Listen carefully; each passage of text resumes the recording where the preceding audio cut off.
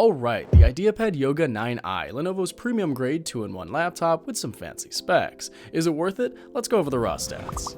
So, here's what we're working with. A great form factor, weight, accessory compatibility, etc. But these are the ones that I want to talk about. First, pricing, which is quite confusing. Specifically, there are many sales, which are great on their own, but it makes it difficult to figure out what is the product that you're trying to buy. But with a little digging, you can see that the laptop starts at $1,450.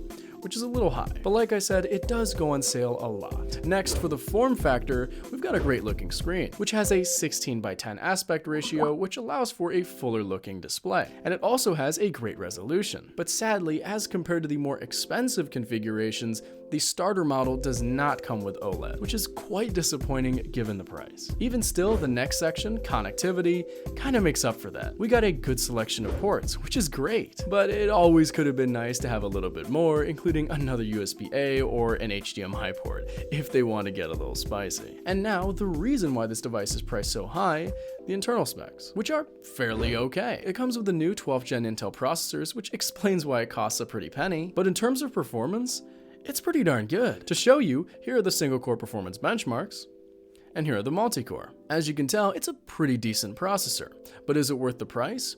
We'll discuss that in a bit. Anyway, let's get on to storage, which is so sad. 256 gigabytes for $1,500. Brother, that's too low. Again, thank goodness this laptop often goes on sale and is made by a pretty good company. And if necessary, you can always get an external storage device. Continuing on, my last point is battery life. There were many reviewers who were really excited about this laptop because it comes with a massive 75 watt-hour battery, leading them to think, yeah, this laptop will run for a while. And it does. But not as much as the battery size would lead you to believe. It's fairly standard. But this laptop is supposed to be above standard. So yeah, it's not great, but it's not terrible either. Let's get on to my verdict.